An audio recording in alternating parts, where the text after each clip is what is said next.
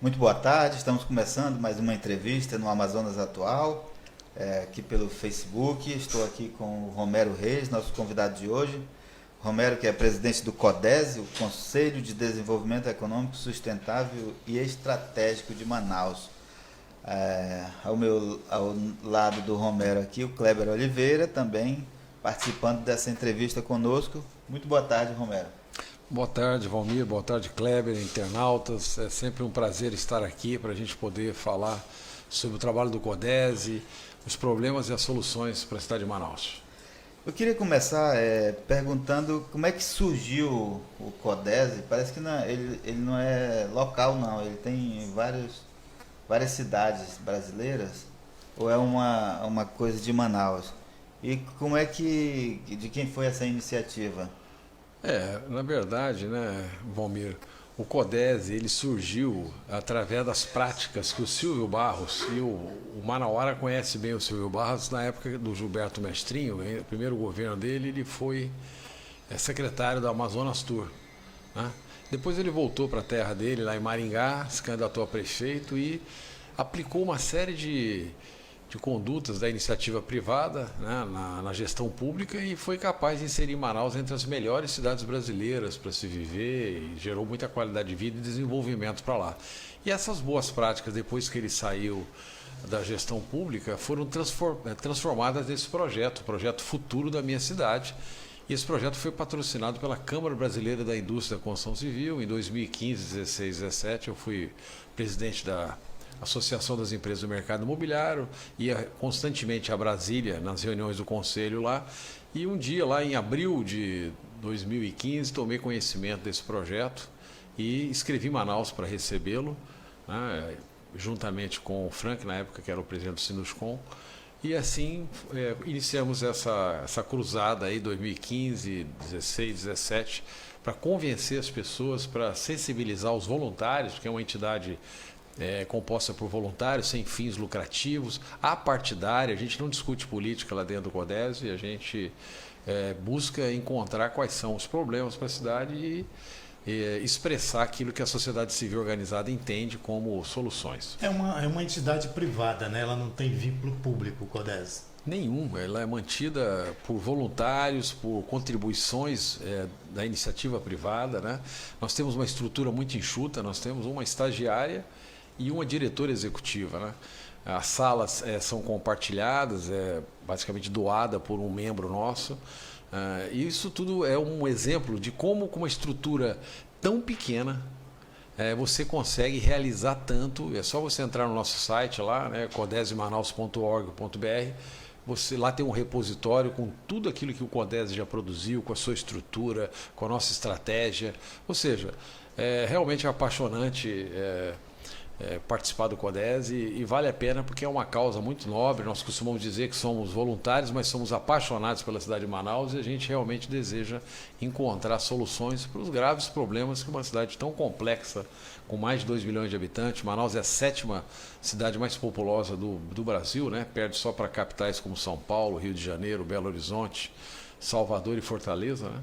Então mostra que é preciso pensar com muita profundidade naqueles temas que afligem a cidade. Agora, algum projeto do CODESE já foi transformado em política pública em Manaus? Olha, quando fomos estruturar o CODESE, o nosso primeiro presidente foi Antônio Azevedo, terminou o mandato dele agora dia 17 de janeiro, depois de 2 anos, e coube a mim assumir a presidência, né? Mas lá no começo da estruturação do CODESE, nós temos um workshop pensando quais são para constituir as câmaras técnicas, né? E as câmaras técnicas foram constituídas com temas relevantes para a cidade, como educação, tecnologia e inovação, cenários econômicos, segmentos econômicos relevantes, porque a gente sabe que o modelo Zona Franca, que é o principal gerador de emprego e renda aqui, está sob risco, né? Planejamento urbano.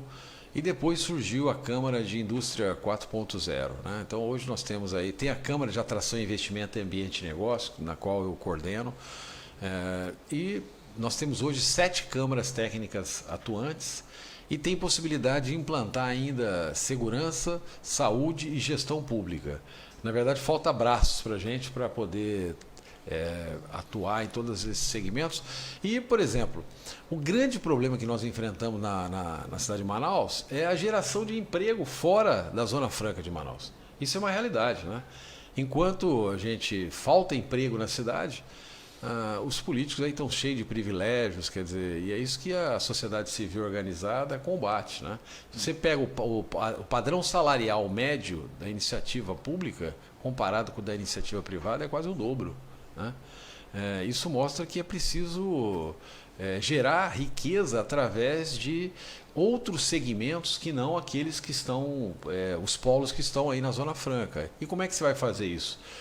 As vocações, ninguém ia dizer que a vocação natural de Manaus era construir moto, fazer celular, né? A gente costuma sempre falar de fazer concentrados.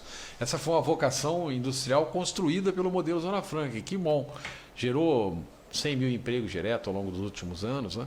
Mas agora está na hora da gente buscar alternativas de geração de emprego de qualidade através, por exemplo, do Polo Digital. Essa foi um projeto que o CODESE vem bancando nos últimos anos e que a prefeitura entendeu que realmente é importante. Agora, no último mês passado, o prefeito editou lá umas leis que dão incentivo de ISS, elimina as taxas para as startups e institutos de ciência e tecnologia que se posicionarem lá no centro.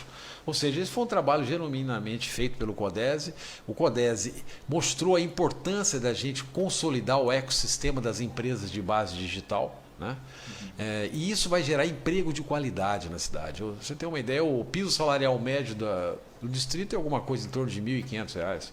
Mas o piso salarial médio de um polo digital passa de 5 mil.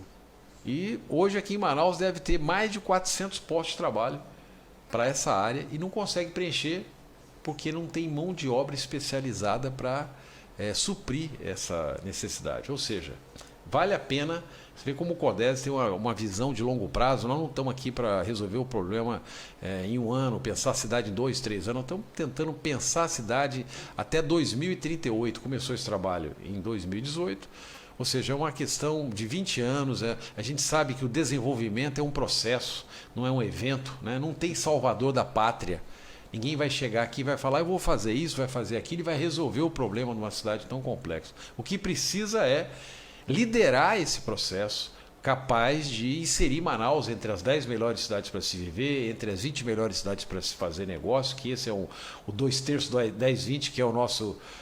fácil até de memorizar, né? Nosso objetivo estratégico. E o principal de tudo isso é, se o distrito é capaz de gerar 100 bilhões de reais de faturamento por ano, em média, né? 25 bilhões de dólares, nós queremos que 200 bilhões de reais sejam gerados através de alternativas econômicas, como turismo, como polo digital, como mineração, como piscicultura, como biotecnologia e outras áreas que possam...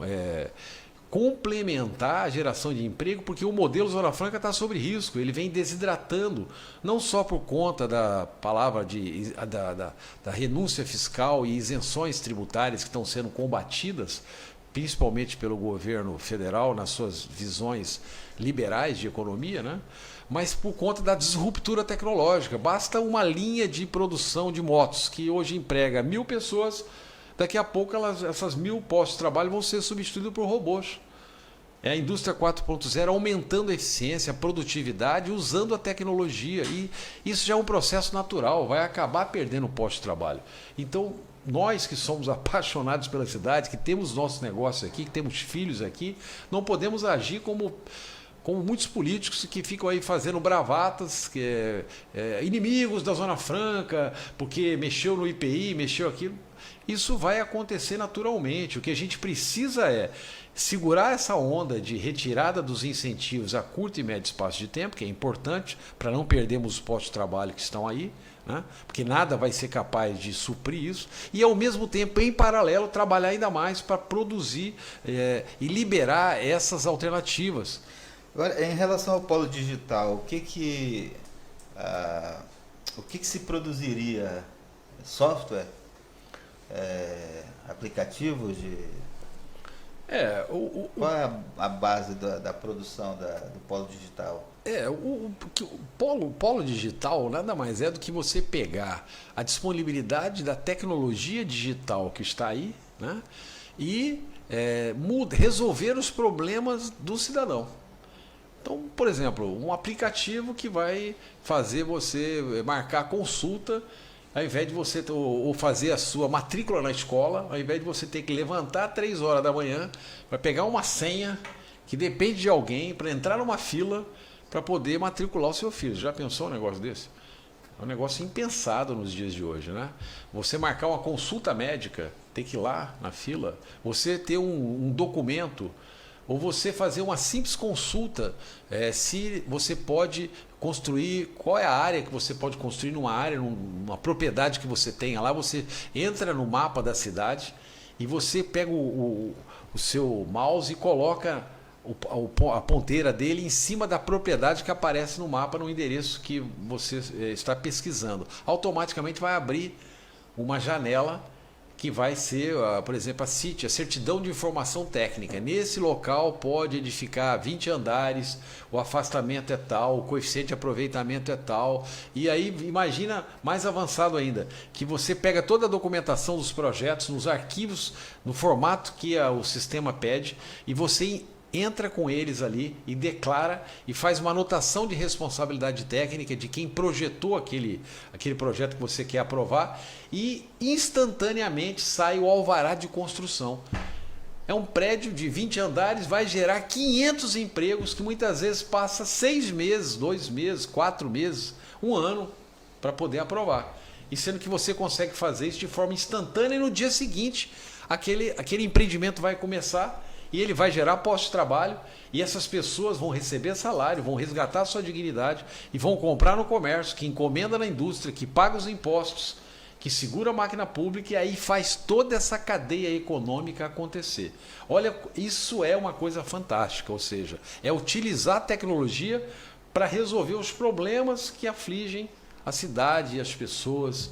Agora, isso traz desenvolvimento. Romero, justamente esses projetos que o CODES está pensando e pretende elaborar, eles dependem de uma viabilidade do poder público, né? Como conciliar esse interesse privado com o interesse público para transformar isso da teoria para a prática? Porque hoje o que a gente vê é que os projetos existem, mas tem uma barreira política. Como vencer essa barreira política? Bom, primeiro nós precisamos vencer essa barreira na cabeça do cidadão brasileiro e amazonense e até o cidadão manauara, né? Porque nós temos uma visão de que o Estado tem que dar isso, o Estado tem que dar aquilo, né?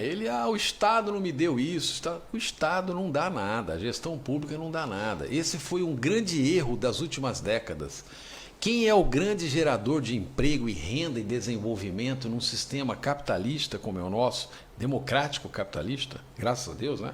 Na última eleição agora, para governo federal, por exemplo, virou uma bipolaridade, né? Entre a esquerda, que representa o modelo que levou milhões à miséria, à perda das liberdades, né? E a direita, representada pelo desenvolvimento, pelo trabalho, pelo cláusulas pétreas de propriedade, de ir e vir, né? De você, por exemplo, ter uma arma na sua casa para poder defender a sua vida e a vida da sua família. Isso só países desenvolvidos. Mas vamos voltar aqui no tema. Não, há controvérsia sobre a sua afirmação, né? A esquerda só criou tragédia, a direita é que é boa. Acho que não. Não, eu não concordo com a sua afirmação. Não, vamos olhar sobre o aspecto de resultado. Não há país desenvolvido no mundo que não adote um sistema democrático capitalista. Porque democracia em países de esquerda, isso é folclore. Né? Isso não vamos discutir isso, porque contra fatos não há argumento, mas tudo bem, cada um tem seu pensamento. A China é um sistema comunista que adotou o capitalismo para desenvolver, mas sob pressão no seu cidadão, que não tem direito de ir e vir, que não tem internet, a internet é controlada, que se não seguir aquilo que o partido pensa, ele vai ser executado e a família vai pagar a bala da munição que está lá. Esse é o sistema chinês. Agora, o sistema americano, o sistema inglês, o sistema de países Alemanha, né, e países, a Austrália, são países em que as pessoas têm... A riqueza nem mais pode ser medida pelo PIB. Ela deveria ser medida pelo FIB, Felicidade Interna Bruta. Porque essas pessoas estão num sistema tão desenvolvido que geração de riqueza é natural. Não existe, Valmir, como sustentar o social se não houver geração de riqueza, se não houver emprego. O problema da nossa cidade hoje, sabe qual é? Nós precisamos gerar emprego, porque o emprego devolve a dignidade para as pessoas, para evitar que nas eleições, por exemplo, aconteça o quê? A pessoa não tem emprego, ela tem que receber uma telha, ela tem que receber o rancho, ela tem que receber o dinheiro, e isso ela perde a sua dignidade. Pois é, mas o que eu quero dizer é o seguinte, o Brasil não foi dirigido até aqui pela esquerda, nem por governos socialistas. Historicamente, nós fomos dirigidos pela direita. E a tragédia brasileira não é uma coisa nova. Né? Bom, nos últimos anos, o governo Dilma, representado pelo PT, é um partido de esquerda. É um partido em que o tamanho do Estado tem que a cada vez mais aumentar. E isso, o que faz você levantar cedo e dormir tarde, Valmir? Mas nós temos a concorrência. Num país que não tem concorrência. E 20 anos de história. Ah, perfeito. Nós estamos fazendo um retrato de 15 anos, né? E olha, e foi esses últimos 15 anos foi capaz de inserir 15 milhões de desempregados. Contra fatos do argumento. Um sistema que inchou o país de tal forma. O governo Lula criou 10 milhões de empregos nos 8 primeiros anos. Fez isso por objetivo ou para depois impor a sua política de se permanecer no poder por 20 anos e aí depois veio o nefasto da sua administração, que foi gerar 15 milhões de desempregados nível formal. Eu não estou aqui defendendo o governo Lula nem o PT. O que eu estou aqui é fazendo só uma correção histórica, porque nós, brasileiros, temos 520 anos de história e não fomos melhores do que somos hoje, entendeu? Governados pela direita. Né? Bom, PSDB, a social-democracia, faliu no mundo todo. E aqui no Brasil também. Ela tinha um manto de desenvolvimento, capitalismo, mas depois a gente foi ver que, na sua essência, era um partido de esquerda disfarçado, né? Mas não vamos entrar nessa questão, não. Vamos voltar para soluções, Valmir. Proponho que a gente volte para soluções para a cidade de Manaus. A solução para a cidade de Manaus, e o CODESE vê isso de uma forma muito clara, é através de geração de emprego. Se nós temos que ter a capacidade na cidade de gerar emprego fora do polo, porque o polo está sob risco. E não é a Constituição, o fato de os incentivos estão previstos na Constituição que vai manter o polo ativo. Né? Nós sabemos que hoje o envelhecimento dos produtos fabricados na Zona Franca é latente. Isso é a chamada disruptura tecnológica. Em 6 meses um produto envelhece, ele não tem mais mercado. E fica 2 anos para aprovar o processo produtivo básico. Então a Zona Franca não vai desidratar e perder posto de trabalho só porque vai automatizar e tal, mas nós temos processos burocráticos que acabam limitando o desenvolvimento da Zona Franca. E agora nós temos que combater isso, trazendo agilidade para a aprovação do PPB, se possível fazer com que o PPB não seja aprovado em Brasília, seja aprovado aqui em Manaus, com uma rapidez adequada à vida moderna, à vida digital. Agora, em paralelo a isso, a gente precisa sair da zona de conforto, porque deu de 1967 que a gente não vai prorrogar, agora prorrogou, os incentivos vão até 2073. Mas será que isso vai ser possível manter os postos de trabalho aqui? Eu posso lhe responder, não. Hoje nós temos o avanço tecnológico é tão grande que está ameaçando os postos de trabalho aqui na Zona Franca. E o que nós precisamos fazer? Nós precisamos implementar a mineração. Porque é perfeitamente possível você ter mineração no estado do Amazonas com preservação. Tem regras claras, vamos definir o que é crime ambiental, vamos responsabilizar o investidor no seu CPF e vamos liberar as licenças para que ele possa empreender, tirar o potássio daqui, que é fundamental, que o Brasil acaba importando para gerar os adubos necessários ao agronegócio nosso, né? Vamos liberar o turismo, vamos incentivar o turismo. Não, Não é através de diferença de CMS no combustível de aviação. Para você tornar Manaus um destino turístico, é uma gama de ações. Nós precisamos pegar a Amazonas Tour, nós precisamos pegar a Manaus Cult, nós precisamos pegar o Ministério do Turismo e fazer uma ação conjunta e definir um calendário de eventos para a cidade de Manaus a cada 15 dias, se possível, para tornar Manaus um destino para vir turistas do mundo todo. Pra você ter uma ideia, Manaus recebe 600 mil turistas ano, 50 mil turistas por mês. Nós deveríamos receber aqui, Valmir, 1 milhão de turistas por mês. Agora, isso é provocar uma revolução. Vir para Manaus é caro, né? O hotel é caro, o serviço de restaurante é caro, transporte é caro, sem falar no transporte público, que é um caos. Como tornar isso atrativo para o turista de fora? Então, não faz porque não tem, então não tem, não faz, né? A iniciativa privada, quando ela sentir que foi construído um ambiente adequado para que os turistas venham para cá, automaticamente os hotéis vão aumentar, os bares e restaurantes vão se equipar, as pessoas vão ser treinadas para poder receber o turista e nós vamos entender que no circuito turístico, na cidade toda, mas outro problema que nós enfrentamos é da insegurança. Tu já pensou aqui, o turista internacional vir aqui e ser assaltado? A gente vai fazer um esforço danado para trazê-lo aqui. Aí ele é assaltado, volta para o país dele, ele vai estragar toda a imagem que a gente tem. Por isso que a gente defende, por exemplo, guarda municipal treinada e armada para proporcionar segurança nas áreas especiais da cidade, complementando o nosso sistema de segurança, e aí vai criando um sistema inteligente, porque os postos de trabalho que virão do turista, para suprir o faturamento que vai ser perdido ao longo do tempo no polo industrial, ele vai movimentar e vai empregar milhares de pessoas. E aí é no turismo, aí é na mineração, aí é no polo digital, aí é na piscicultura.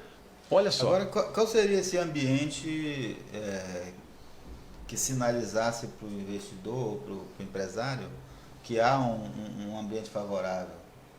E assim, Olha, também, o senhor acha possível, por exemplo, no caso nós aqui do Amazonas, termos um projeto de desenvolvimento econômico sem os incentivos fiscais, numa região que, em termos de logística, é difícil? Primeiro, as perguntas de vocês são perguntas assim, extremamente interessantes, né? E eu fico assim, eu acho um privilégio poder respondê-la. A cada 15 ou 30 dias, Valmir, Kleber, desce aqui o investidor no seu jatinho que fatura bilhão. Esse camarada, muitas vezes, ele tenta falar com o gestor público, estadual, municipal, federal, né? E às vezes ele não é nem recebido. Aí eu pergunto, tem algo mais importante aqui do que geração de emprego? Esse camarada, esse investidor que fatura bilhão, muitas vezes bilhão de dólar, ele tinha que ser recebido lá na pista do aeroporto. Quando ele descesse a escadinha do avião dele, que ele botasse o pé na pista, muito prazer. Eu sou o governador, eu sou o prefeito, eu sou o superintendente da SUFRAMA. Está aqui o meu cartão. O que você precisa? Você precisa de fomento? Você precisa de um plano de negócio? Você precisa de licença ambiental? Você já tem o seu plano de negócio? Nós vamos fazer para você, está aqui o meu staff. E qualquer dificuldade, você ligue para mim, está aqui meu cartão. Agora eu quero que você coloque a sua indústria aqui. Eu quero que você traga o seu negócio para cá. Isso aqui vai gerar 1.000, 2.000, 5.000 empregos. Você imagina se todo mês a gente captasse alguém que quisesse investir e sentisse segurança. Na abertura da empresa é rápido, na licença ambiental é rápido, no fornecimento do terreno para ele, na arrumação de capital barato, é no BASA, é no BNDES, é algum capital de alguma linha internacional que possa vir para cá. Ou seja, é construir um ambiente em que o investidor fala assim, eu vou para o Panamá, eu vou para Singapura, porque esses são os nossos concorrentes, eu vou para o Paraguai, onde a energia lá é menos da metade da nossa, e energia é um insumo fundamental para qualquer atividade produtiva, ou eu vou para Manaus. Agora, com o apelo amazônico que nós temos aqui, venha produzir na capital do Rainforest mundial, Manaus, cidade fantástica, um povo hospitaleiro, uma culinária perfeita, e vamos manter a floresta em pé e vamos gerar postos de trabalho na cidade, trazendo qualidade de vida para as pessoas. O emprego é tudo. Por isso que nós estamos hoje com um nível de segurança altíssimo. todos os dias assalto nos ônibus, várias áreas da cidade que você não pode ir, o tráfico tomando conta. Ou nós quebramos esse circuito através de geração de emprego de qualidade e dando alternativas para o jovem, ou a cidade vai se tornar incontrolável. Nós não estamos aqui pregando o caos, não, mas nós precisamos entender, ou você enfrenta esses problemas com solução, e com firmeza, e com liderança, e com experiência, ou nós vamos perder população na cidade, porque nós não vamos ser capazes de gerar os empregos que aqui se precisam. Olha o que aconteceu em Detroit. Lá era o centro da produção automobilística americana. O que ocorreu? Eles não foram capazes de ser competitivos, porque o carro americano ficou mais caro do que o carro do Japão, da Coreia, da China. E aí o que aconteceu com a cidade? Nos princípios liberais não teve subsídio, não. A cidade de Detroit virou, o Distrito Industrial de Detroit virou um cemitério de galpões. E a população teve que migrar para outras regiões para poder trabalhar. Mas lá é um sistema logístico integrado. O território americano não tem bolsões de pobreza e de desigualdade como tem aqui no território brasileiro. Nós somos liberais, nós somos totalmente favoráveis aos princípios liberais, mas primeiro o governo federal tem que fazer o papel dele. E qual é o papel do governo federal? Ele tem que suprir a logística necessária para cá, para a gente poder competir com as outras regiões brasileiras. Ele tem que pavimentar a BR-319, ele tem que liberar recursos para portos de qualidade e com mais concorrência do que o que estão aqui. É preciso dobrar a pista do aeroporto internacional, que é o principal modal de chegada e saída em Manaus, é o aéreo. E hoje nós temos um aeroporto internacional que tem uma pista. Recentemente um avião de pequeno porte teve um acidente na cabeceira da pista. O que aconteceu com o aeródromo? Ficou fechado por várias horas. Você imagina se Manaus fosse um destino turístico internacional. O caos que teria sido feito para nós. Então é preciso colocar uma segunda pista no aeroporto Eduardo Gomes Internacional. É preciso criar um aeródromo alternativo. Caso esteja o clima, feche aqui, o tempo venha a fechar, você tem que ter uma alternativa próxima para evitar problemas. Nós temos que ter portos de qualidade. Nós temos que fazer a BR-319 interligar. E aí sim, vamos pensar então, num período de 10 anos, 15 anos, 20 anos, vamos combinar o jogo com os dirigentes a nível federal, para que nós possamos então pensar em retirar os incentivos daqui, mas aí nós vamos conseguir gerar os postos de trabalho através de outras alternativas econômicas, como essa que nós acabamos citando. Acho que aí sim é uma maneira de nós evitarmos o que ocorre constantemente. Mexeu na alíquota de EPI, aparecem os salvadores da pátria reclamando que o governo federal é contra a Zona Franca. A política econômica do país é feita para um país de 210 milhões de habitantes. Não é contra a Zona Franca. Agora, naturalmente, quando é um país continental, tem uma política feita para o país todo, pode nos atingir aqui, né? E acontece isso. Ok. Essa semana a gente deu uma matéria a respeito de uma proposta do CODESE, que é de exportar peixe para a China. O senhor poderia falar sobre esse projeto? Claro. Olha, a gente não corre o risco de importar peixe da China? Se não fizer nada, ficar esperando, certamente. Agora, todas as atividades, elas têm gargalos e elas precisam resolver. Um dos gargalos do polo digital qual é? Isso não é peculiaridade de Manaus, é peculiaridade de todos os polos, inclusive dos top 5 do Brasil, né? Quais são as 5 cidades que polo digital é mais desenvolvido aqui no Brasil? É Recife, é Rio de Janeiro, Florianópolis, Curitiba, São Paulo, né? Essas cidades, elas têm um problema também. Qual é?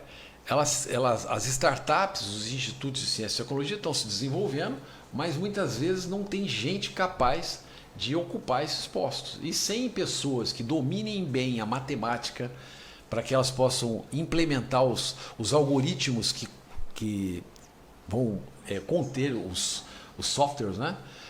Você não consegue avançar. E Manaus também tem esse problema. E no caso da piscicultura, qual é o gargalo que nós temos aqui? É a questão da ração, né? Não dá para fazer ração de mandioca ainda em volume, então vai fazer ração ou de soja ou de milho, né? E é preciso incentivar isso. Por exemplo, tem um projeto que está sendo instalado aqui da Millennium Energia, que vai pegar o milho lá do Mato Grosso, vai chegar aqui pelo modal fluvial e rodoviário, vai moer esse milho, vai produzir o etanol e vai ter subprodutos que vão ser gerados na produção do etanol. Um desses subprodutos é o DDGS, né? Que é um farelo de milho que é a base para você poder fazer a ração para avicultura, para piscicultura, para o próprio gado, né? Boitel ali do lado. Ou seja, esse é um projeto interessante que está sendo instalado aqui e que, se ele realmente entrar em produção, ele vai conseguir resolver esse gargalo da piscicultura. E por que a gente diz que quer vender proteína para a China? Porque para poder, o distrito, Kleber, fatura 100 bilhões de reais por ano. Se nós queremos que 200 bilhões, temos que manter os 100 bilhões e gerar mais 200 e outras alternativas econômicas. No caso, são 5. Então, 200 bilhões dividido por 5, se fosse linear, né, não é bem assim, né, mas só a piscicultura tinha que gerar 40 bilhões por ano de faturamento. E como é que você vai gerar 40 bilhões? Quantas toneladas de peixe vão ter que ser produzidas por hectare de água para poder gerar isso? Quer dizer, é algo, pensar grande, né? Ao vender proteína para a China através do peixe produzido aqui, nós vamos conseguir faturar bilhão e vai conseguir empregar milhares de pessoas. E quando vem o emprego, é sinal de que as empresas estão se desenvolvendo, e aí vai haver arrecadação, ou seja, cria aquele ciclo virtuoso que é capaz de inserir Manaus entre as melhores cidades brasileiras para se viver, com qualidade de vida. Outro problema sério que nós temos aqui é a questão do saneamento básico. Como é que uma cidade com 2 milhões e 200 mil habitantes, nós estamos chegando a isso, tem 10, 12% de servidão de esgoto? Olha os sérios problemas que a falta de saneamento básico, especialmente no esgoto, traz para a máquina da saúde, dobrando os nossos indicadores de mortalidade infantil e criando um ambiente de uma cidade ruim, né? Porque as endemias, os indicadores, isso tudo prejudica o ambiente da cidade. Agora, existe aí uma série de barreiras nesses projetos. Por exemplo, o CODESE listou 5, né, setores, que mineração. Você tem a barreira da legislação ambiental, né, que impede inclusive de você asfaltar a estrada na região. A bioeconomia, a biotecnologia, você tem a barreira política. A gente tem aí o CBA, que já está há 20 anos e a gente ainda não sabe para que serve. E aí você tem a questão da piscicultura, né, que você tem a potencialidade do peixe, mas até hoje você vive da pesca artesanal aqui no Amazonas. Como vencer essas barreiras aqui no Amazonas e tornar isso coisas práticas e produtivas para gerar emprego?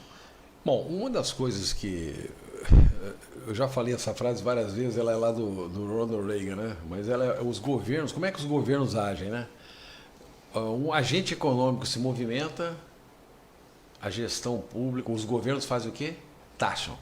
Quando ele se movimentou, ele taxa. Continua se movimentando, ele regula. E se ele parar de se movimentar, ele subsidia, né? Então, ou seja, esse é mais ou menos o modus operandi dos governos. Como é que vamos parar de falar de problema e vamos falar quais são as soluções? Nós temos que ter legislação moderna, né? Legislação que diga assim, olha, o ISS é 5%. As coisas boas a gente tem que ressaltar. Olha, recentemente o prefeito chegou lá e falou assim, olha, venha colocar sua startup aqui no centro. Nós temos um problema no centro, não tem? A invasão. Todo mundo lá tem os prédios históricos, tem lá uma série de ruínas abandonadas, não consegue ler. Por quê? Porque a infraestrutura é deficiente e há um movimento natural das cidades de evasão do centro. Em Manaus está todo mundo saindo do centro aí, ao longo dos últimos 30 anos e vindo para o corredor, para o quadrilátero, Boulevard, Djalma, Constantino, Arena da Amazônia, né? Os negócios, os serviços migraram para essa área e deixaram o centro lá com seus prédios abandonados. Aí agora entendeu, o CODESE veio e disse assim, uma das alternativas que nós temos é o polo digital. A prefeitura pegou aquilo, né, inteligentemente, e falou, não, eu vou colocar um distrito de inovação, um satélite. Não, ela falou, não, um satélite, um distrito, né, porque o polo digital é a cidade toda.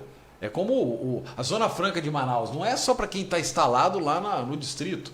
É para quem se instalou no município de Manaus tem direito às isenções. No caso do polo digital, é a cidade toda que tem essa atividade econômica. Mas quem se instalar no centro, startup ou Instituto de Ciência e Tecnologia que se instalar no centro, vai ter isenção de ISS, vai ter isenção de IPTU, vai ter isenção de taxas. Ou seja, isso é inteligente. E aí o que vai levar isso? Se você leva no horário comercial pessoas para trabalhar, só isso não é capaz de dar vida para o centro. Daqui a pouco vai aparecer o setor imobiliário, vai construir o que lá? Porque hoje o grande sacada na mobilidade urbana é você aproximar a origem do destino. Porque se você coloca o cara para morar lá na Zona Norte e trabalhar aqui na Zona Sul, olha o transtorno que é todo dia, né? E a qualidade de vida é impactada. Então, se você aproxima a origem do destino, e lá no centro é possível fazer isso. Sim. Manaus tem uma densidade demográfica em torno de 160 habitantes por quilômetro quadrado. Você sabe qual é a densidade habitacional do centro? E que tem uma infraestrutura pronta lá? 70. E dá para chegar a 300 habitantes por quilômetro quadrado.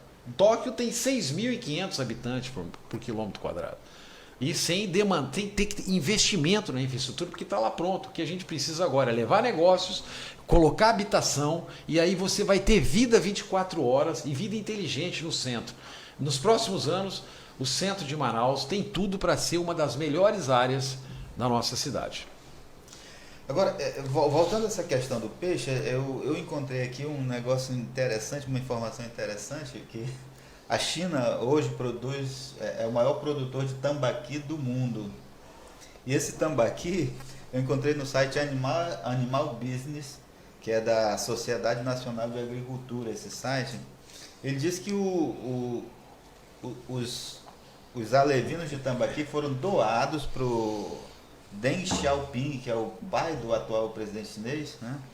Em 1992, pelo então governador do Amazonas, Gilberto Mestrinho, antes da conferência da ONU.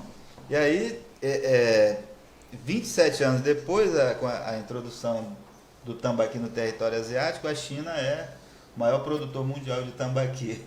Dá para concorrer com a China? Nesses termos? Olha, primeiro que eu acho que tem um pouco de folclore nessa história aí, né? Mas eu acho que é possível. Provavelmente o governador quis fazer um agrado com o primeiro-ministro chinês, né? E foi lá e deu um aquário para ele com algumas matrizes de tambaqui. Aí não é bem assim, né? Tem que levar milhares para lá. Só que tem um problema genético. Eu acho que à medida que essas matrizes foram ficando lá, elas vão perdendo a sua origem. E aqui não. Aqui é o tambaqui que está aqui, esse é o ambiente natural dele. Lá é um ambiente artificial. Mas aqui é um ambiente natural. Então, nós temos muito mais potencialidade do que eles de produzirem proteína de tambaqui. Agora, o que nós precisamos é aplicar tecnologia. Olha o que a Embrapa foi capaz de fazer com o agronegócio brasileiro. Hoje você consegue tirar 70 sacas de soja por hectare em duas lavras por ano. Quer dizer, isso é fantástico, isso é tecnologia. É por isso que o Brasil é o maior produtor de soja, de carne animal, café, né? De café e outros grãos. Está voltando o algodão agora, né? As terras brasileiras são muito produtivas, mas teve muita tecnologia agregada a isso. A mesma coisa nós precisamos fazer com relação à piscicultura. Para a gente poder tirar tonelada de peixe por hectare de água, de lâmina d'água, que seja a nível internacional, é preciso agregar tecnologia, porque as matrizes estão aí, na sua natureza, né? É uma coisa natural, não é uma coisa forçada. A produção de tambaqui lá é quase que em laboratório, e uma coisa forçada, né? Aqui não. Então nós temos muito mais chances. E o que a gente precisa fazer? Resolver o gargalo da energia, colocar energia barata. É preciso parar de reinjetar gás lá no Urucu. É preciso tirar da conta da amortização do gasoduto. Por que o gás em Manaus é caro? Porque o investimento que foi feito lá no gasoduto, uma parte dele foi desviada. Então essa parte que foi desviada tem que ser cobrada judicialmente. E deixar para amortizar no gasoduto só aquilo que realmente foi aplicado lá. E aí o que tem que ocorrer? O gás vai chegar barato aqui e, consequentemente, você vai ter energia barata, que é vital para ter desenvolvimento. Dizem que os economistas dizem que para o PIB crescer 1%, você precisa aumentar 2,7% a geração de energia. Se nós estamos falando em crescer mais de 2% agora em 2020, nós vamos precisar ter mais de 5% de geração de energia. Agora, vamos fazer um exemplo prático. A minha mãe, ela tem um apartamento de 100 metros quadrados, que ela mora lá em Ribeirão Preto. E ela paga R$80 de conta de energia elétrica. E ela também tem um apartamento de 100 metros quadrados, quando ela vem para cá, à disposição dela aqui no bairro Dom Pedro. Ela paga R$800. É 10 vezes. Agora, como é que nós vamos ser competitivos nos segmentos industriais e tantas alternativas econômicas com uma energia cara como essa? Como aparecer pessoas no Brasil que deixaram passar na sua mente tributar a energia fotovoltaica. Veja se tem cabimento. A energia eólica é coisa de quem é burocrata, ou seja, nós precisamos criar um ambiente que favoreça a produção, a geração de emprego, porque é isso que vai trazer qualidade de vida para as pessoas. Isso é possível hoje, Romero, no Brasil, de uma forma em geral, com tantos interesses políticos em jogo? Com certeza, o Brasil é um país incrível. O Brasil é uma das pouquíssimas sociedades multiculturais do mundo. Para nós não importa se você é negro, branco, índio, pardo, mulato, se você é judeu, árabe, católico, protestante, espírita, o brasileiro convive com isso com muita harmonia. Talvez pela miscigenação que foi muito intensa ao longo dos últimos séculos no Brasil. E o Brasil, pelo seu potencial, não poderia nunca ser a 18ª economia do mundo. Isso é um absurdo. O Brasil não poderia deixar de estar entre as 5 maiores economias hoje. Poderia até aceito perder para a economia da China, dos Estados Unidos ou da Alemanha. Agora, o Brasil não pode perder a nível econômico para o Japão, não pode perder a nível econômico para a Itália ou para a Grã-Bretanha, pela população que nós temos, pelas terras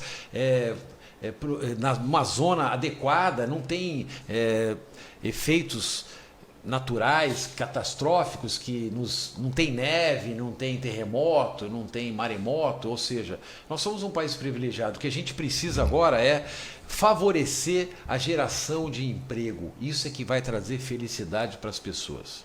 Agora, a gente tem um problema também, que não é só a questão do emprego, mas também de salário, né? Porque os países desenvolvidos, você tem lá um nível salarial que é o dobro e às vezes o triplo do que se paga no Brasil, né? Com salário mínimo de R$1.045, vai ficar agora, né? O trabalhador não vai nunca num restaurante, né? Vai poder almoçar num restaurante, coisa que em países desenvolvidos você almoça num restaurante esporadicamente, né? Então, se você não distribui melhor essa renda, não tem como crescer, porque sem dinheiro no bolso, o trabalhador não consegue acessar serviços que poderia movimentar a economia. Você não concorda? Olha, quando você vai falar de algum assunto, né, nada melhor do que você dar um exemplo daquilo que você viveu, né? Eu sempre digo que os filhos têm que ser melhor do que os pais, porque as condições dos filhos foram melhores do que os dos pais, né? E a sociedade avança assim, né? Vamos dar um exemplo que aconteceu na minha casa. O meu pai não terminou a 4ª série do ensino fundamental. A minha mãe terminou o antigo ginasial, que era até a 8ª série, né? Eles tinham um padrão salarial relativamente baixo, né? Morávamos lá no interior de São Paulo e hoje eu poderia ter feito um pós-doutorado, né? Não fiz porque por opção, fui trabalhar, fui para a área empresarial. Mas e como é que foi feito esse processo de um auxiliar de enfermagem casado com uma inspetora de aluno, funcionária do governo do estado, ganhando salário, fosse hoje R$2.000, meu pai R$2.000 também, uma renda familiar de alguma coisa entre R$3.000 e R$4.000, ou seja, classe média baixa, né? Consegue gerar um filho que ganha bem mais do que isso, fruto do seu trabalho. Educação. O meu pai tinha um lema que dizia assim: enquanto meu filho corresponder no estudo, ele não vai trabalhar, ele vai acumular bagagem para quando for trabalhar, vai trabalhar num patamar bem acima. Ou seja, a grande sacada para fazer um país se desenvolver, não a curto espaço de tempo, é a educação. Né? Agora, o Brasil hoje, aqui vamos falar de Manaus, falta cadeira para aluno no ensino fundamental em Manaus? Não, não falta. Né? A gente sabe que isso, graças a Deus, está atendido. Geralmente tem uma carteira, um posto para cada aluno. O problema nosso não é quantidade. O nosso problema na área educacional é de qualidade. O aluno sai do ensino fundamental. Hoje você recebe profissionais que estão graduados na universidade. Ele não consegue interpretar um texto. Ele não consegue redigir uma carta. Ele não consegue fazer uma planilha sem ele ter que explicar a planilha. Ou seja, todo mundo quer fazer faculdade. Tem que ir para a faculdade, virou um comércio. Né? A faculdade virou um comércio. Tem que ir para a faculdade as mentes brilhantes, tem que ir para a faculdade quem pode pagar, tem que ir para a faculdade quem é um aluno brilhante que ganhou uma bolsa. Ok? Agora, todo mundo tem que ter acesso ao curso técnico. O desenvolvimento de um país passa por cursos técnicos e padrão salarial. Valorizar o técnico. Técnico com salário de 10, 15, 20 mil reais não vai ganhar acima de 10 mil reais só quem faz faculdade, não. Isso é um conceito errado no Brasil. Nós precisamos valorizar o ensino técnico, porque quem faz os negócios acontecerem é o nível técnico. Agora, está faltando qualidade. A gente precisa, como a máquina pública está muito inchada e arrecada ferozmente, mas toda essa arrecadação que é muito grande parte dela, ou quase a totalidade, vai para manter a máquina, o custeio, a folha de pagamento. Sobra muito pouco para o investimento. E áreas vitais como a educação precisam ser trabalhadas. Nós precisamos pegar os professores, aumentar a autoestima deles, treiná-los melhor, rever a grade curricular e fazer com que os nossos alunos frequentem as salas, que leiam os livros, que façam o exercício, que absorvam aquele conteúdo, que haja realmente uma transmissão do saber entre os professores e o sistema de ensino, para que o aluno possa alcançar os postos de trabalho que vão agregar valor. Aí é um processo que automaticamente, se você só faz commodity, se você só faz grãos, né, o padrão salarial é baixo. Se você só fabrica motos ou fabrica um produto, uma manufatura sem valor agregado, o padrão salarial é baixo. Agora, quando você exige uma linha de produção de software, de smartphone de última geração, você começa a exigir técnicos mais capacitados e automaticamente o padrão salarial sobe. E é nesses exemplos positivos que nós temos que nos basear. Nós vamos avançar assim. Não vai conseguir resolver isso da noite para o dia, né? A gente sabe que isso é um processo aí ao longo de algumas décadas. Mas se não começar agora, daqui 10 anos a gente não vai conseguir estar entre as 5 maiores economias mundiais. Não, eu falei isso porque, por exemplo, na França o salário mínimo é $2.000, né? No Brasil é 1.500, mil reais. 45 reais. Mas por quê? Porque a renda per capita lá é $20.000, $30.000. E a nossa renda per capita é 20 mil, 30 mil reais, que é 4 vezes menos. Então as coisas são proporcionais. Então o que nós temos que fazer não é distribuir miséria. A distribuição de riqueza, vamos distribuir a desigualdade. A desigualdade é uma consequência de um modelo falido. Nós precisamos dizer assim, olha, não vamos nos mirar que as pessoas precisam receber salário. Ela tem que ter condições para trabalhar e cada vez mais a gente fazer produtos de qualidade para que a gente avance e faça uma sociedade que todo mundo possa usufruir dela, mas fruto do trabalho. E quem vai fazer isso é a própria pessoa. O Estado só vai conseguir moderar, induzir, criar uma condição para isso. Mas as pessoas é que vão conquistar isso através da iniciativa privada. O conceito está errado, Valmir, achar que o Estado vai pegar o salário, que é R$ 1.500, e vai passar para 3 mil. Isso é insustentabilidade do sistema. Isso tem que ser uma consequência de uma geração de riqueza.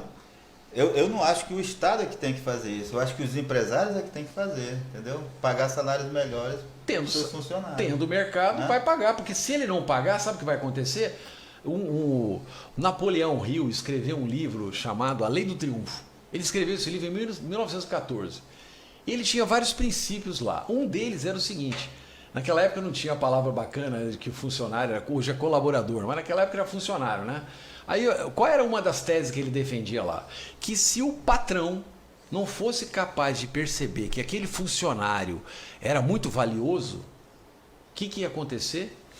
Alguém que orbitava em torno dele ia perceber e ia fazer o que com ele? Tirar. Ia captá-lo. E assim é o mercado. Quer dizer, sabe o que vai acontecer agora? Tem um conceito econômico, é muito complexo. Cairu diz que até 9,5% de desemprego não pressiona a inflação. Mas hoje o desemprego ainda está na casa de 11,9%, né? Tem quase 13 milhões de desempregados aí. Ou seja, até chegar em 9,5%, isso não vai pressionar a inflação. Vai chegar um determinado momento, o que vai acontecer? A mão de obra qualificada vai ficar escassa. Essa é a lei da oferta e procura. É isso que faz o mundo se desenvolver. Aí o que vai acontecer? Olha, eu tenho um engenheiro que ganha 10 mil reais, certo? Só que engenheiro está tendo obra para tudo quanto é lugar na cidade. Aí precisa de engenheiro. Aí ele chega lá, esse engenheiro que trabalha para mim, vem cá, você ganha quanto aí? 10 mil? Não, vem cá, vem trabalhar comigo que eu vou te pagar 12.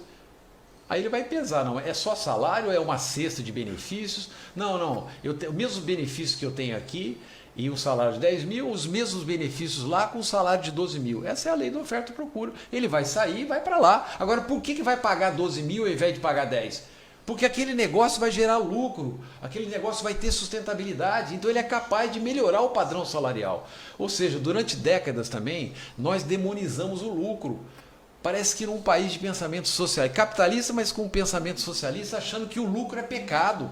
O lucro não é pecado. O que faz você se desenvolver e gerar riqueza e aumentar os postos de trabalho é quando entre o que você fatura e o que você gasta te deixa um resultado. Isso você vai reinvestindo, você vai criando condições para melhoria.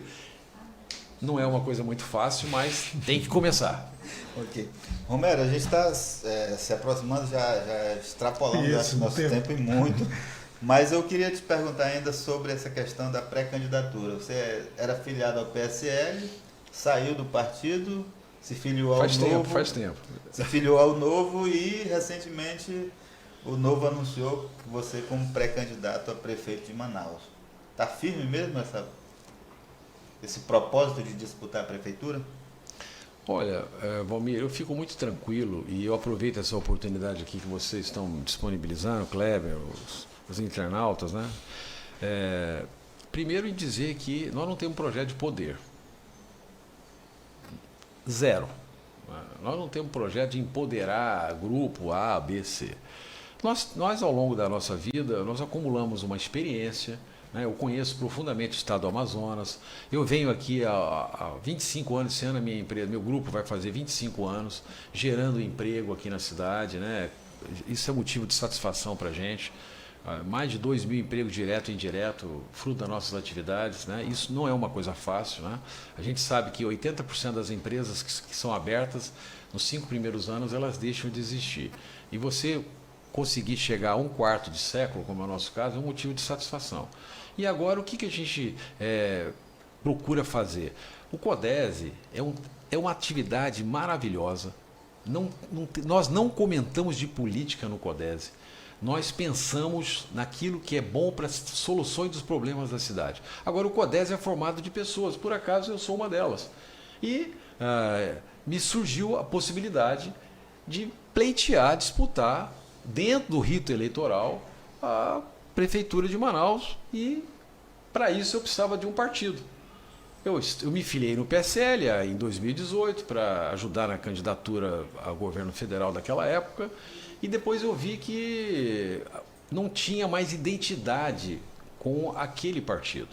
E como eu precisava de um partido, eu saí, declarei os motivos, reais motivos, está lá nas minhas mídias sociais, e fui procurar um partido que defenda, que tenha os mesmos princípios e valores que eu acredito. Quais são? Livre mercado, transparência, aplicar as práticas da gestão pública na gestão privada, na coisa pública, não aceitar indenizações, 13º, motorista com carro, ou seja, e qual era esse partido? Aí eu fui pesquisar e fui ver que o Partido Novo preenchia esses requisitos. E eu me filiei no Partido Novo e entrei lá com um filiado igual a todos. E para você ser pré-candidato no partido, você precisa passar por um processo seletivo, que é exatamente o que a gente faz nas nossas empresas, né? Quando a gente precisa contratar alguém, o que a gente faz? A gente escreve um perfil e faz um processo seletivo para identificar quem vai ocupar melhor aquela vaga. E eu participei de um processo seletivo, tinham muitos candidatos, e ao final desse processo seletivo eu fui escolhido pré-candidato. Só vou ser declarado candidato quando na convenção, conforme o rito eleitoral, né? Agora, como eu já disse, eu não quero me tornar político profissional. Eu acho que você tem que sim que dar uma contribuição. E nós estamos eu tenho 58 anos, eu tenho 5 filhos, 4 netos, eu tenho uma boa saúde e eu estou querendo colocar essa bagagem que a gente acumulou ao longo desse tempo à disposição da cidade. Agora, você não acha que precisa, historicamente, as candidaturas que se elegeram precisaram de um grupo político forte, né? E hoje o Romero não tem, está no Novo, que é um partido criado recentemente, né? Participou acho que de 2 eleições, 2016 e 2018. 2016 ainda estava no início mesmo o partido, e não tem um arco de alianças. Ainda é possível formar isso, ou você acha que é possível disputar a eleição sem esse grupo forte? Sem o apoio de políticos tradicionais, por exemplo, do Estado? Olha, eu não estou aqui para falar da conduta de ninguém, né? Eu acho que isso aí é muito chato. As campanhas aqui são campanhas absurdas, as pessoas não apresentam solução, elas buscam desconstruir os outros. Isso é uma demonstração clara de que ela não tem conteúdo. Quando ela precisa atacar os outros e que ela precisa enxovalhar os outros para tentar aparecer, é uma demonstração clara que falta conteúdo. Nosso caso, eu não quero saber do problema dos outros, a conduta dos outros. O partido, ele tem uma identidade. Nós defendemos aquilo que é bom para o coletivo. O interesse individual nunca pode sobrepujar o coletivo. Ponto. Então, isso nos dá um respaldo moral de trazer propostas que não é bom para o partido. Aquilo é bom para o país, é bom para o Estado, é bom para a cidade. Nós trabalhamos para melhorar a qualidade de vida das pessoas. Nós estamos querendo entender a dor das pessoas lá na periferia. Não é para fazer medida populista, dar para ele o rancho, a telha, o dinheiro, levar um show de boi e depois sumir. Não, nós queremos saber qual é o seu problema, o esgoto, e qual é a solução para o esgoto. Graças a Deus a cidade de Manaus já optou pelo modelo certo. Ela fez uma concessão e tem uma empresa que é especializada que recebeu essa concessão e que assumiu um compromisso de fazer um projeto de investimento num determinado período de tempo. A nós cabe o quê? Controlar aquilo, acompanhar e facilitar a vida dela. Você precisa de licença, você precisa de capital barato, você precisa de comunicação, que no bairro tal, do dia tal a dia tal, nós vamos passar lá as obras. Isso é parceria, porque o sucesso da concessão é o sucesso da cidade. Outro dia eu escrevi um artigo aí que fala que esgoto não dá voto, mas mata gente. Mata gente. O índice de mortalidade infantil de Manaus é o dobro de outras cidades, porque nós temos 10, 12% de rede de esgoto, quando outras cidades têm 98%, tem 100% de água tratada. Então, nós não temos um projeto para empoderar o nosso partido ou grupo, nós temos um projeto de servir o contribuinte, de servir as pessoas. Isso nos dá muita tranquilidade, porque nós defendemos a verdade. Eu vou continuar morando na mesma casa, vou continuar andando no mesmo carro, eu vou perder a minha privacidade, ok? Para poder fazer o quê? Ajudar a cidade a encontrar os caminhos e soluções capazes de inserir Manaus entre as melhores cidades brasileiras. Nós somos obstinados, nós somos apaixonados pela cidade, mas nós somos inconformados com o que está aí, com as pessoas levando horas para poder se locomover. Então é preciso estudar com afinco a solução para o transporte coletivo, é preciso incentivar a questão do saneamento, é preciso treinar e armar uma guarda municipal. Vai botar uma arma na cintura de um camarada despreparado? Eu fui 23 anos oficial do Exército, fui paraquedista militar, atirei, fiz vários exercícios, e eu sei o que é isso. Então a gente precisa ter responsabilidade. para que a gente possa servir as pessoas que esperam muito dessa cidade. E tem solução, viu, Valmir? Tem solução, Kleber. E a solução é levantar cedo e dormir quando der. E fazer aquilo que é necessário. Agora, o senhor falou numa coisa que me chamou a atenção, o fim dos privilégios. Isso vai servir tanto para o prefeito quanto para os secretários, porque historicamente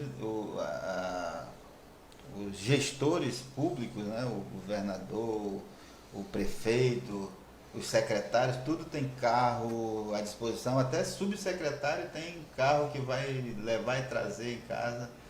E nos últimos anos eles passaram a terceirizar esse serviço, quer dizer, se tornou muito mais caro para o contribuinte essa mordomia que é dada aos secretários. Se o senhor for prefeito, isso não vai ter? Olha, se nós estamos nos preparando dentro do rito eleitoral para ser o servidor público número 1, que é vir um dia, quem sabe, ocupar o posto lá da prefeitura, né? Servidor público número 1. O exemplo é tudo. Se eu vou dirigindo o meu carro,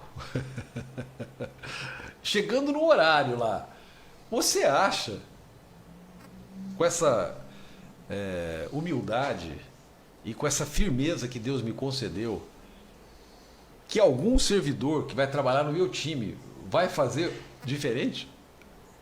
Isso é uma coisa, eu posso ter todos os pecados do mundo, mas dois não, né? Um é ser hipócrita, falar uma coisa e fazer outra, e a outra é não ter coerência. Quer dizer, o homem que não tem coerência, ele não tem nada.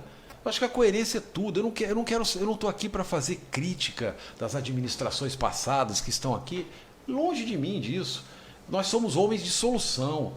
Nós ajudamos a construir a história fruto de determinação, de trabalho, de busca de soluções necessárias. Quando a gente vai falar com uma pessoa que diz assim, não, eu vou fazer o que é possível, pô, já fico preocupado. Porque ele já está dando uma justificativa, né? Se tem um colaborador que chega e fala, tem que fazer isso aqui, não, eu vou fazer o que é necessário, já fico preocupado. Porque parece que se ele não conseguir, ele já se justificou.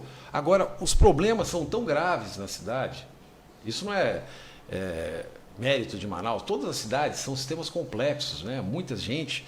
Então, se nas nossas empresas a gente já chega, levanta cedo e dorme tarde, que dirá à frente de uma administração com 2 milhões de pessoas? É preciso ter time, é preciso escalar bem quem vai estar à frente das secretarias. Não pode ser por troca política. Nós não vamos ter apoio de lobo, nenhum político, nós não vamos fazer coligação com nenhum time.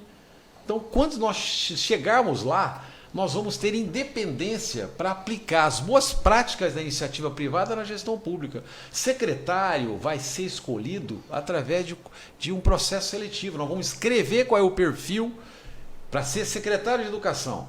O cara tem que ser pós-graduado, ele tem que falar inglês, ele tem que ter o curso tal, ele tem que ter tantos anos de experiência, assim, assado. Perfeitamente. Tu quer indicar alguém, Valmir? Pode indicar. Kleber, quer indicar alguém para ser candidato lá a secretário? Pode indicar, está aberto.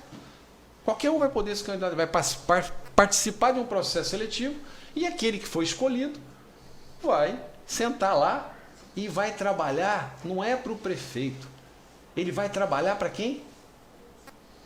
Para o contribuinte, para o cidadão, para as pessoas da periferia que estão esperando o serviço dele.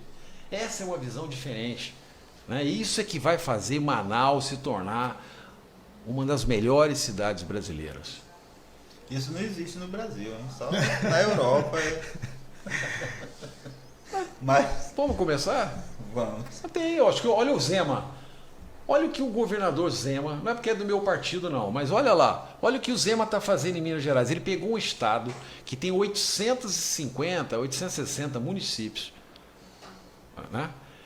Falido, com 30 bilhões a pagar e não tinha receita para aquilo. Rapaz, em um ano ele trabalhou diuturnamente, está arrumando a casa, não faz medida populista, não faz medida eleitoreira, não fala em reeleição, ele fala em fazer aquilo que o Estado precisa. É esse tipo de gestão. Não precisava estar lá à frente, está com a vida dele financeiramente resolvido, está lá doando a sua vida, o seu tempo em prol do desenvolvimento do Estado. É a mesma coisa que nós estamos querendo fazer aqui. Os bons exemplos é para serem seguidos. Não estou querendo dizer que nós somos melhores do que ninguém, não. Cada um siga o seu caminho. Mas nós entendemos que a solução passa por um trabalho árduo, com um time bem escalado e com um planejamento. Onde nós estamos, onde nós queremos chegar, painel de bordo, indicadores, ferramentas. Quem não mede, não gere. São regras básicas, porque as necessidades são infinitas, os recursos são escassos, você precisa priorizar e você precisa da transparência. Você precisa dizer o seguinte: com o meu dinheiro eu faço o que eu quiser, mas com o dinheiro público eu não posso fazer isso. Tem regras, tem leis, tem respeito, tem ética, né? E é com esses princípios que nós vamos ajudar Manaus a se encontrar. Ok, a gente agradece a presença do Romero Reis. Muito obrigado pela entrevista, um bate-papo muito bom. A gente passou de 1 hora já. E agradeço também a presença do Kleber e encerramos por aqui. Muito obrigado à sua audiência.